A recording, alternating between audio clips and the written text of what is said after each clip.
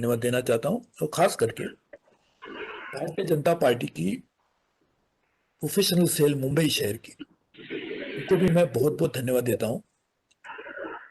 क्योंकि वैसे देखा जाए तो हम सभी लोगों का एक ही लक्ष्य है, देश किस तरह से बढ़े और देश अच्छी तरह से बढ़ना है, बनना है। उसके लिए देश के जो अंग है, जो शहर है, सूबे है, राज्य है, सबको भी अच्छा बनना पड़ेगा। हमारा शरीर अच्छा नहीं होगा जब तक हाथ ठीक नहीं होगा, पाँव ठीक नहीं होगा, आंख ठीक नहीं होगी, कान ठीक नहीं होगे तो शरीर कैसे ठीक होगा। और ये सभी मिलके तो शरीर बनता है। उसी तरह से सभी सूबे, सभी शहर बनते ही तो देश बनता है।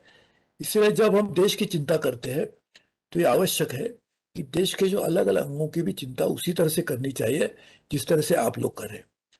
और करने के समय भी एक तो भावना से काम हो सकता है, काम किस तरह से हो, देश किस तरह से बढ़े, और इमोशनली हम उससे बात कर सकते हैं। लेकिन साथ में इमोशन को जब तक हम प्रोफेशनल एटीट्यूड के साथ नहीं जोड़ेंगे तो काम नहीं चलेगा। क्योंकि मैं चाहता हूं देश अच्छा बनना चाहिए, ये तो अच्छी बात है, लेकिन किस तरह से बनेगा। मुझे पास कार होनी चाहिए, कार बनाना मैं चाहता हूँ, कार बनाने की बहुत अच्छी बात है, कार बनाइए, लेकिन कार बनाने के लिए तकनीकी ज्ञान होना आवश्यक है। किस तरह से बने, उसका मैकेनिकल किस तरह से चले, उसके बारे में हमें जानकारी की जरूरत है। इसलिए professional attitude for developing country is very important. तो ये आप काम कर रहे हैं, शैलेश जी उसके अध्यक्ष है, उसकी वो मुखिया है, और इस तरह से काम करे कि प्रोफेशनल एटीट्यूड से मुंबई शहर ठीक तरह से कैसे बने। इसलिए प्रोफेशनल सेल और उसके साथ जुड़े हुए सभी सदस्यों को भी मैं धन्यवाद देना चाहता हूं। क्योंकि कोई चार्टर अकाउंटेंट, कोई डॉक्टर है, कोई वकील है, सब अभिवक्ता है, सभी मिलकर काम करेंगे तो ही देश अच्छा तरीका मुंबई शहर बनेगा। तो आज का जो विषय है, शैलेश जी आपको मैं धन्यवाद देना चाहता हूं, अच्छा विषय चुना है आपने कि मुंबई शहर एक वैश्विक शहरों में गिना जाता है। वर्ल्ड के न्यूयॉर्क हो, लंदन हो, टोक्यो हो, तो उसमें भी मुंबई शहर जरूर उसकी गिनती की जाती है। यानी हमारा वैश्विक शहर तो है ही है। आज भी लोग जब कहेंगे मैं भारत में जाना चाहता हूं तो बहुत सारे लोग कहेंगे मैं पहले मुंबई जाना चाहता हूं। विश्व के भी बड़े बड़े नेता जब आते हैं तो मुंबई में जरूर आते हैं। दिल्ली तो हमारी राजधानी है, लेकिन मुंबई में जरूर आते हैं। जैसे कि शर्मा जी आपने सही बात कही, एक आर्थिक राजधानी भी है, इसलिए मुंबई में आना जरूर चाहते हैं। तो एक तरफ मुंबई की पहचान एक वैश्विक शहर के नाते है ही है, लेकिन ये भी आज हम जानने की कोशिश करेंगे, उससे बारे में कुछ बातचीत करेंगे। और सिर्फ आज ही नहीं, शायद मौका मिलेगा तो और कई बार बात करेंगे। आज मुझे थोड़ा जल्दी जाना है, लेकिन ऐसी कौन सी वैश्विक चुनौतियां हैं जो वैश्विक स्तर पे उससे बातचीत होती है। आज भी प्रधानमंत्री जी उसके बारे में बताएंगे विश्व को। और विश्व के जो नेता है, वो अमेरिका के राष्ट्रपति है, हमारे यूके, फ्रांस, फ्रांस के भी राष्ट्रपति है, सभी मिल के आज बातचीत चल रही है। विश्व के सब G7 यानी 7 बड़े देश के नेता, और साथ ही में भारत, साउथ अफ्रीका, कोरिया और ऑस्ट्रेलिया जैसे लोगों को आमंत्रित किया गया। ये सब बातचीत चल रही है, लेकिन ऐसे कौन से विषय है जो विश्व स्तर पर बातचीत होती है जिसका बुरा या अच्छा असर हमारे शहर पे भी होगा। तो पहली बात करते हैं, कुछ समय पहले, कुछ दिन पहले मुंबई शहर को एक तूफान का सामना करना पड़ा। और ये पहली बात नहीं है, 2-3 सालों से सिलसिला चल रहा है। मुंबई ऐसा एक शहर है जो दोनों तरफ से समुद्र से घिरा हुआ है। It's an island. वैसे तो 6-7 आइलैंड थे, आज एक बन गया। लेकिन दोनों तरफ से समुद्र का सहारा मिलता है, समुद्र का आनंद भी हम लेते हैं, लेकिन एक विश्व की एक बहुत बड़ी चिंता चल रही है, क्लाइमेट चेंज।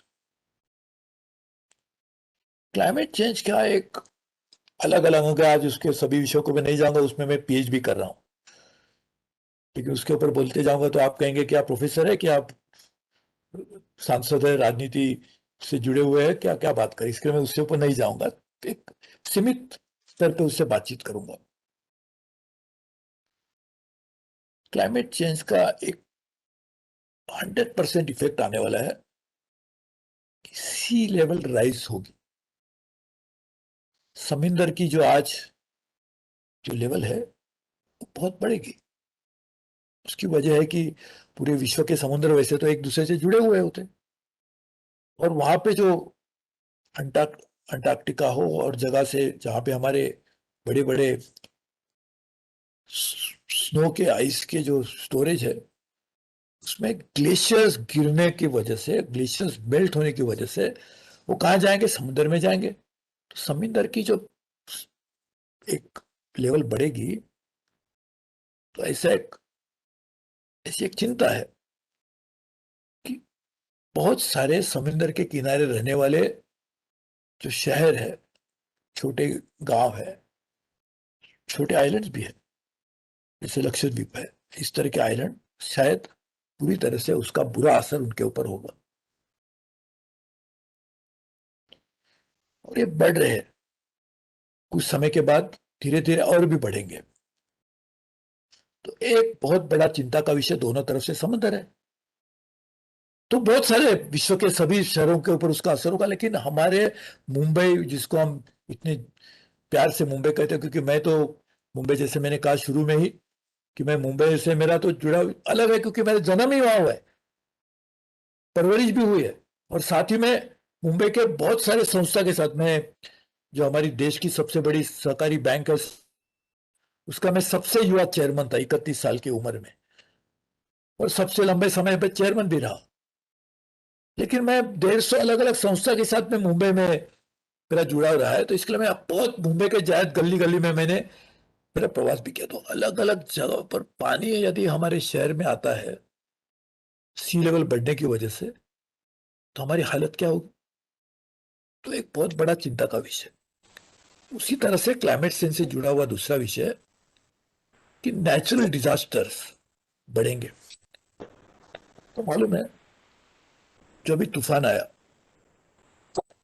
वो तूफान की पैदाइश कहाँ हुई। आके तो हमारे पूरे वेस्ट कोस्ट के ऊपर उसका असर हुआ, और 8 दिन के बाद ईस्ट कोस्ट पे भी हुआ। ईस्ट कोस्ट पे जो हुआ वो दूसरे समुद्र से आया, लेकिन समुद्र एक ही है।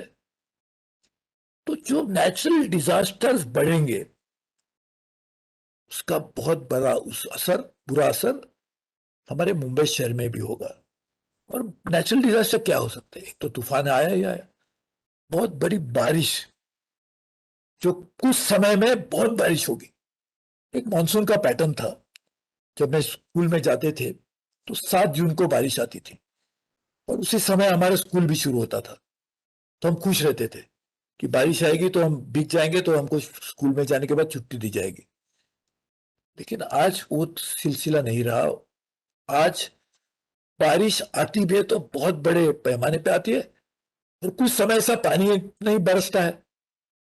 तो यह भी अनुमान विश्व के सभी साइंटिस्ट ने काफी समय से किया हुआ है कि क्लाइमेट चेंज का असर, नेचुरल डिजास्टर बढ़ेंगे, और साथ ही में रेनफॉल पैटर्न में भी बदलाव आएंगे। अभी लोगों का कहना है कि थार जो डेजर्ट है, उसमें अभी बारिश होने वाली है, तो डेजर्ट बदल जाएगा। तो क्लाइमेट चेंज का असर पूरे विश्व में होगा, तो स्वाभाविक है कि हमारे देश के ऊपर भी होगा। लेकिन मुंबई शहर में इसका असर बहुत बुरी तरह से होगा, और उसके लिए मुंबई शहर को हमें क्लाइमेट प्रूफ करना पड़ेगा। मुंबई शहर का पूरा इंफ्रास्ट्रक्चर क्लाइमेट प्रूफ करने की जरूरत है। उसका एक रिस्क असेसमेंट करने की आवश्यकता है। मुंबई रहने वाले लोगों की जिंदगी किस तरह से बच जाएगी, उसके लिए काम करने की जरूरत है। इसलिए क्लाइमेट चेंज को लेते हुए हमें बहुत कुछ काम, जो क्लाइमेट चेंज ग्लोबल इश्यू भी है लेकिन मुंबई शहर में उसका बुरा असर होगा, इसको लेके काम करने की जरूरत है। तो अभी सभी को विस्तार से नहीं कहूंगा, जैसे मैंने कहा, नहीं तो आप कहेंगे कि आज सुबह सुबह छुट्टी के दिन एक प्रोफेसर की बात सुननी पड़ी, इसके लिए मैं ज्यादा बात नहीं करूंगा ये इसके विषय के ऊपर। दूसरा एक चिंता का विषय है विश्व का एनर्जी। एनर्जी का, एनर्जी की पैदाइश किस तरह से की जाए, एक बहुत बड़ा चिंता का विषय।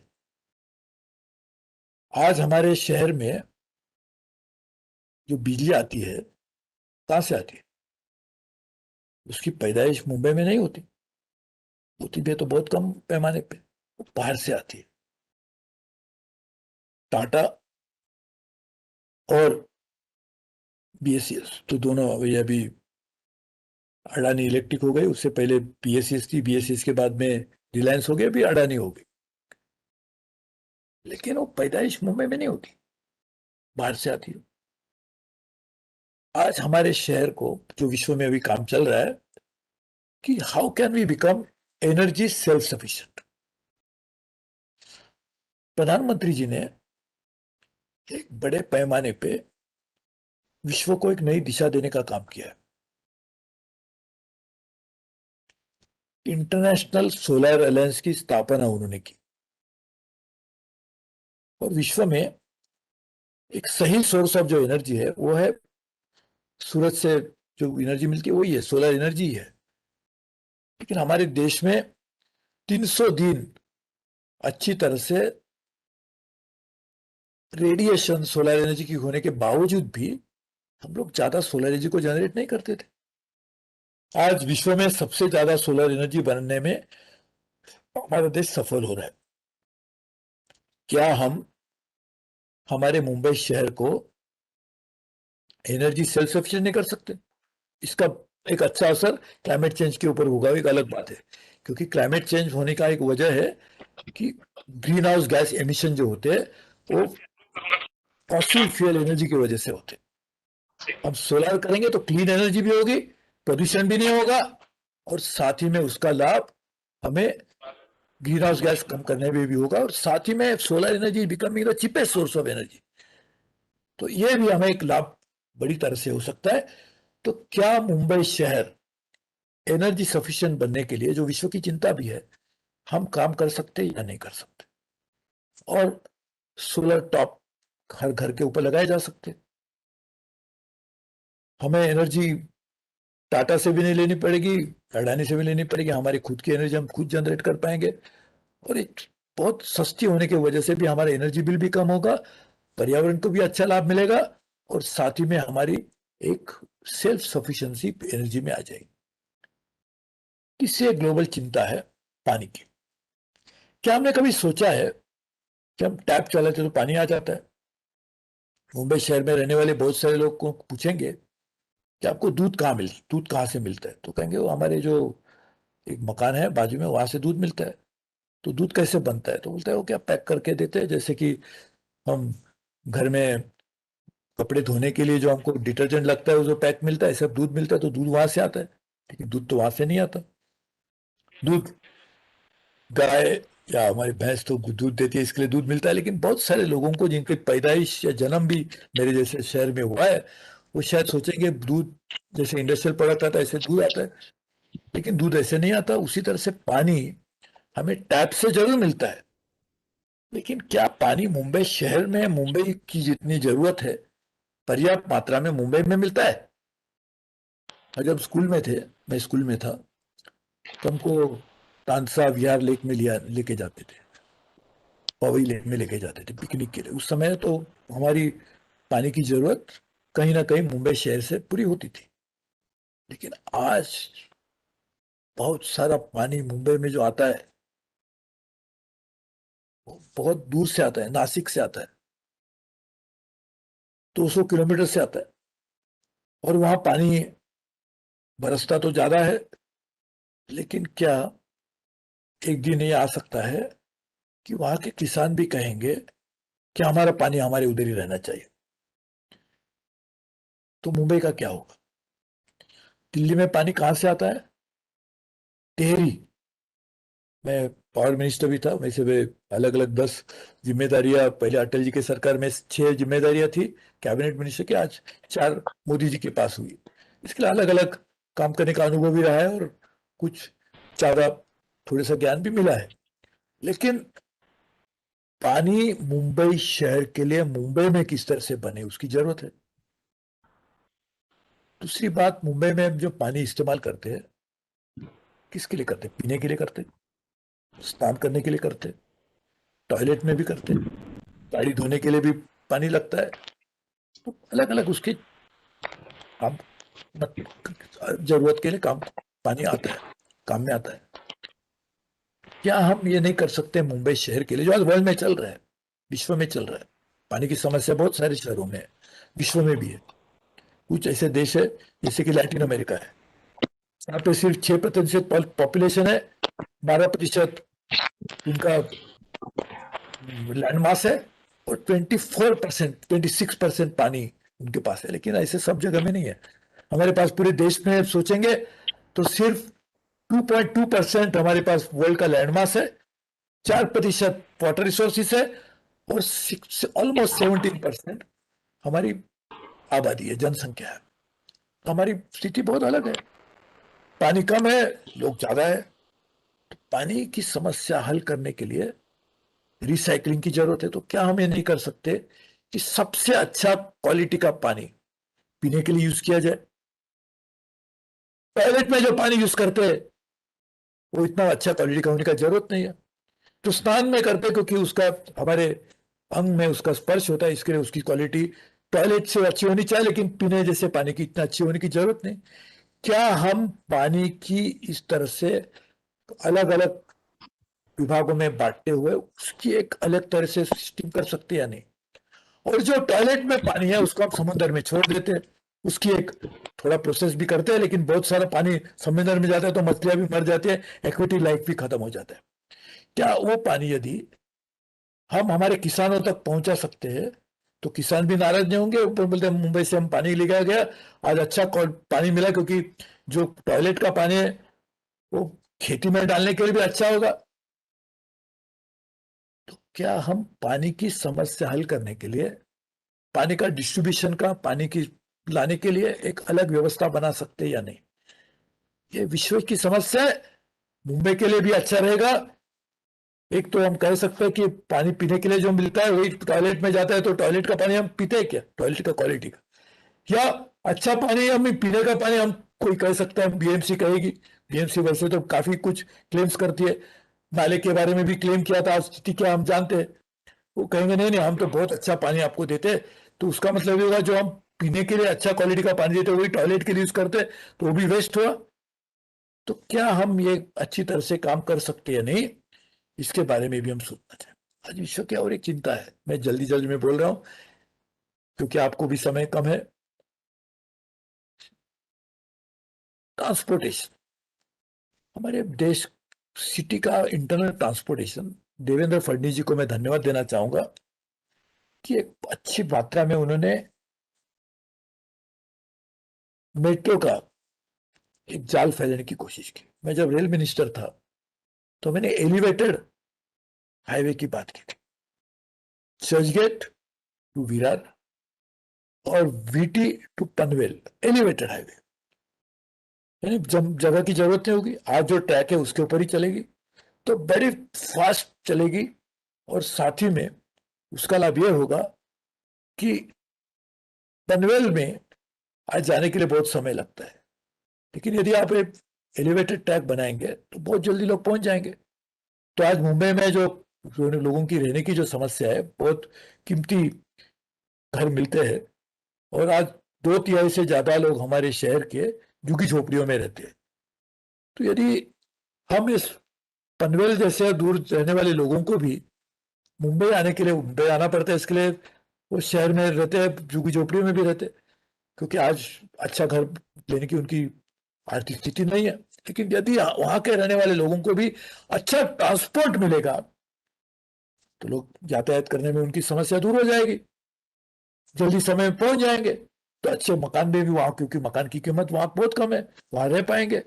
तो ये ट्रांसपोर्टेशन किस तरह से बने, उसके लिए मैंने एक सुझाव भी दिया था, रेल मंत्री था तब, कि सभी जो पब्लिक ट्रांसपोर्ट है, वो बीएसटी की बस हो या हमारे पास अ, ये मेट्रो हो या रेलवे हो, एक ही पास होना चाहिए, वन यूनिफाइड टिकट।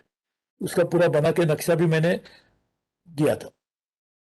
साथ ही में ट्रांसपोर्टेशन में मुंबई में दोनों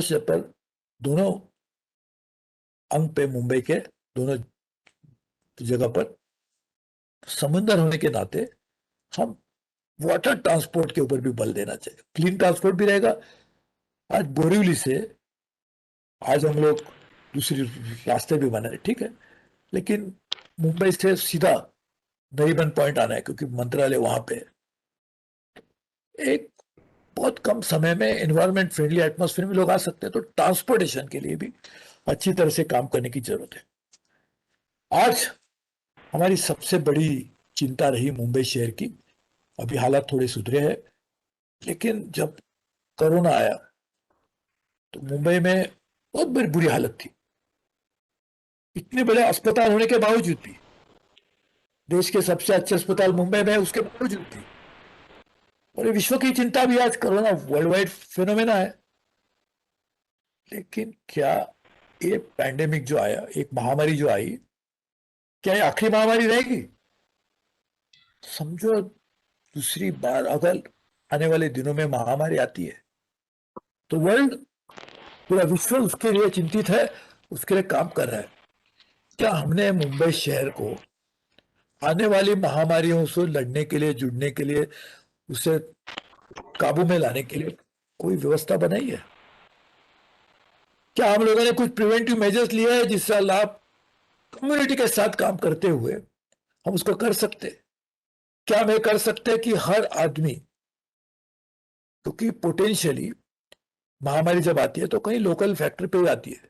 ये महामारी चीन से शुरू हुई और आज पूरे विश्व में फैल गई। उसी तरह से जब शहर में भी आएगी तो कहीं लोकल पॉकेट में आती है, मालवनी में आएगी या कुलाबा में आएगी या उधर दहिसर में आएगी, कहीं से कहीं आती है, लेकिन वो बाद में फैल जाती है। तो ये महामारी की शुरुआत जब होती है, तो लोकल लेवल पे जब रहती है, स्थानिक लेवल पे जब रहती है, उसी को वहीं पे हम किस तरह से उसका सामना कर पाएंगे, उसकी व्यवस्था बननी आवश्यक है। क्या हमने उसके बारे में सोचा है?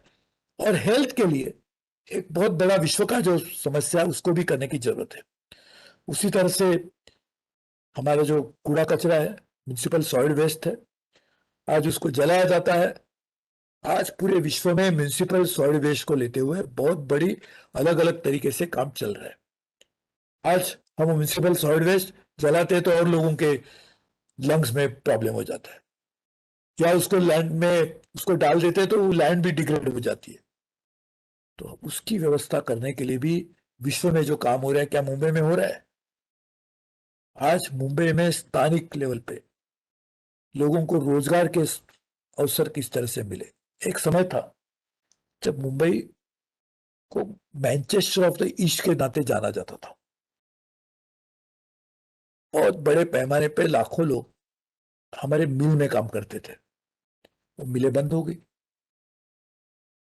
कांग्रेस की सरकार ने पहले बात कही थी, जब मिलें बंद होनी शुरू हुई तब वहां के रहने वाले लोगों को रोजगार और उनको मकान वहां देंगे। अब जब मिल थी वहां जाके देखिए, आज क्या वहां पे घर बनाने की, मकान बनाने की कोई स्थिति है?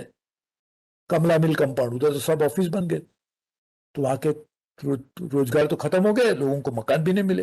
वो ठीक है, जो आज मुंबई शहर सर्विस सेंटर के नाते बनना चाहिए, इसलिए प्रधानमंत्री जी भी चाहते हैं, हमारी केंद्र सरकार की भी ये ख्वाहिश रही है, एक सर्विस सेंटर के नाते मुंबई बनना चाहिए, विश्व का एक सर्विस सेंटर। एक तरफ सिंगापुर है, टोक्यो है, लंदन है, न्यूयॉर्क है, फ्रैंकफर्ट है, जहां पे फाइनेंशियल सेंटर के नाते उनकी पहचान बन गई है। क्या मुंबई को उस तरह से नहीं बना सकते?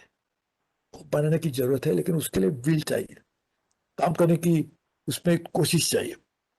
मुंबई में जिस तरह से विश्व में भी चिंता रही है, ओपन स्पेसिस नहीं है, इसके लिए आप मैं खेलने के लिए जगह नहीं है, कुछ एंटरटेनमेंट के लिए जगह नहीं है। तो ये सब बनना चाहिए। और साथ ही में मैं आपको लास्ट बोलता हूँ क्योंकि समय नहीं है, डिजास्टर मैनेजमेंट की व्यवस्था पूरे विश्व में बनी है, क्योंकि मैंने कहा नेचुरल डिजास्टर बनेंगे तो डिजास्टर मैनेजमेंट किस तरह से करें। मुंबई शहर अपने आप में उस तरह से बनने की जरूरत है। ये सभी चीजों करने के लिए और भी कुछ बात कह सकता था, लेकिन करने के लिए देश की चिंता जानने वाले, वैश्विक स्थिति की कल्पना होने वाले और मुंबई शहर से लगन होने वाले लोग मुंबई शहर चलाने के लिए आने चाहिए। तो एक प्रोफेशनल एटीट्यूड भी होनी चाहिए, राजनीतिक बल होना चाहिए, जो बीजेपी के सभी लोगों में हमें देखने को मिलता है। तो मैं मानता हूं कि मुंबई शहर को एक सिर्फ वैश्विक शहर नहीं, वो तो बनना ही चाहिए, आज है भी, लेकिन उससे और अच्छा बनना चाहिए। लेकिन साथ ही में वैश्विक चिंताएं जिसके कारण मुंबई शहर को खतरा हो सकता है, यहाँ के लोगों की जिंदगी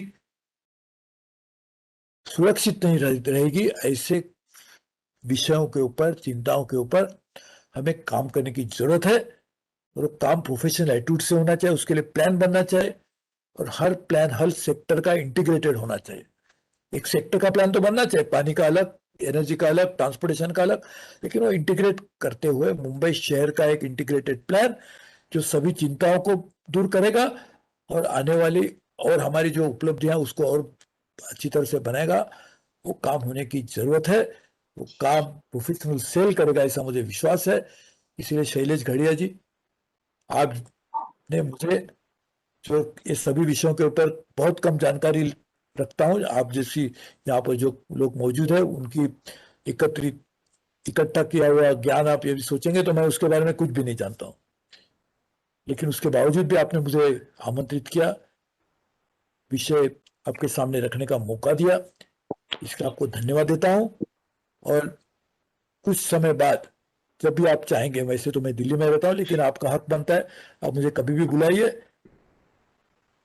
मैंने पुकारा और मैं चले आओ तो मैं आपको चलाऊंगा और आपके साथ काम करने के लिए मौका भी ढूंढूंगा, कोशिश भी करूंगा।